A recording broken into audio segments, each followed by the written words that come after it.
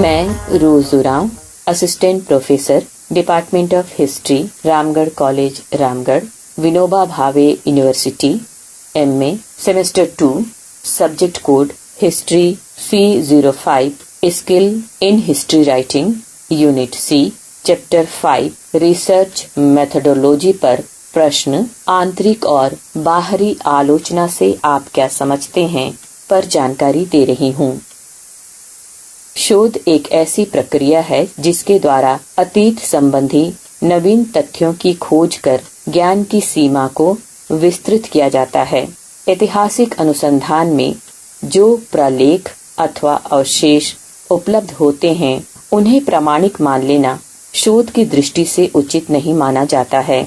शोधकर्ता ज्ञात तथ्यों का शोध कर नवीन तथ्यों को प्रकाश में लाने का प्रयास करता है और इसके लिए तथ्यों का विश्लेषण, व्याख्या, स्पष्टीकरण, मूल्यांकन और आलोचनात्मक परीक्षण करता है।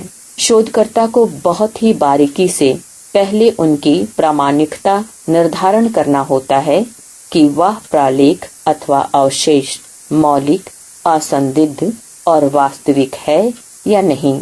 इसका निर्धारण दो प्रकार की आलोचनात्मक विधि के द्वारा की जाती है, बाह्य आलोचना व आंतरिक आलोचना।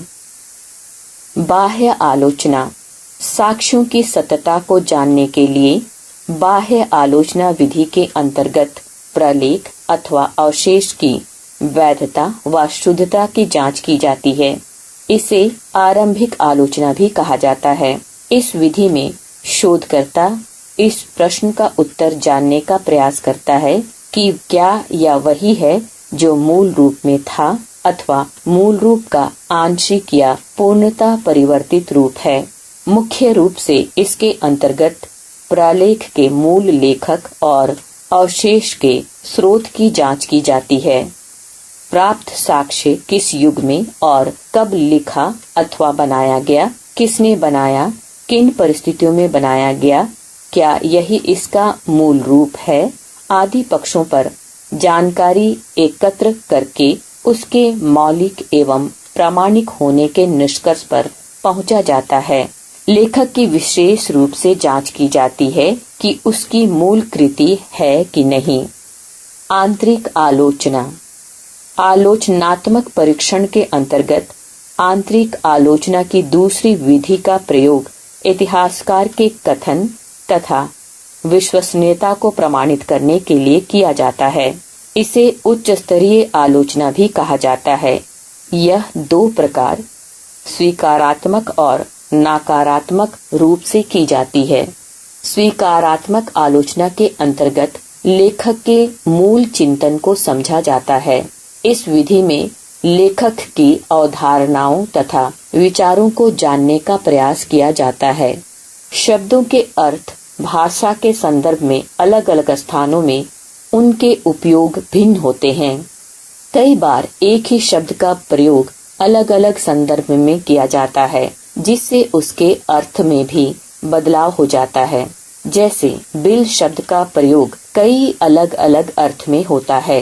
भाषाई परिवर्तन भी समय के अनुसार बदल जाते हैं। अभिव्यक्ति भी व्यक्ति दर व्यक्ति परिवर्तित होते जाते हैं।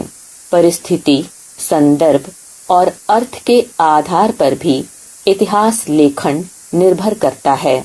शाब्दिक और व्यवहारिक रूप में लेखक ने क्या कहा, उसका वास्तविक अर्थ क्या है, इसे बारीकी से स्वीकारात्मक आलोचना के अंतर्गत समझने का प्रयास किया जाता है। इसी तरह आंतरिक आलोचना के अंतर्गत नकारात्मक रूप से भी ऐतिहासिक तथ्यों की विश्वसनीयता की जांच की जाती है। लेखक के अभिप्राय को तर्क वितर्क के आधार पर तथ्यों की यथार्थता को सिद्ध किया जाता है। अतीत की प्रघटना से जुड़ी परिस्थितियों की यथार्थता की जानकारी प्राप्त कर इसकी विश्वसनीयता का परीक्षण किया जाता है।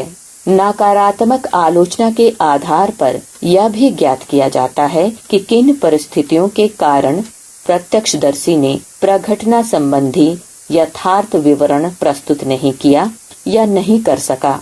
इसके अंतर्गत लेखक के कथन का तुलनात्मक अध्ययन भी किया जाता है। आलोचनात्मक परीक्षण का उद्देश्य तथ्यों की सत्यता तक पहुंचने का प्रयास होता है। इसलिए आलोचना काल्पनिक और मनगढ़ंत नहीं होनी चाहिए। आलोचनात्मक परीक्षण करते समय इस बात का ध्यान रखना अति आवश्यक है कि वह विषय से संबंधित, यथार्थ, व्यवस्थित, स्पष्ट और तार्किक होनी चाहिए। आलोचनात्मक परीक्षण का सहारा सिर्फ यथार्थ तत्वों की खोज के लिए किया जाता है, इसलिए इसका प्रयोग अनावश्यक भी नहीं करना चाहिए। ऐतिहासिक शोध विधि के अंतर्गत साक्ष्यों का आलोचनात्मक परीक्षण शोधार्थी को सत्यता के करीब पहुंचने में मदद करता है। आज की कक्षा में बस इतना ही। अगली कक्षा में आपसे फिर मुलाकात होगी। आप लोग घर में खूब मन लगाकर पढ़िए, घर में रहिए, सुरक्षित रहिए। धन्यवाद।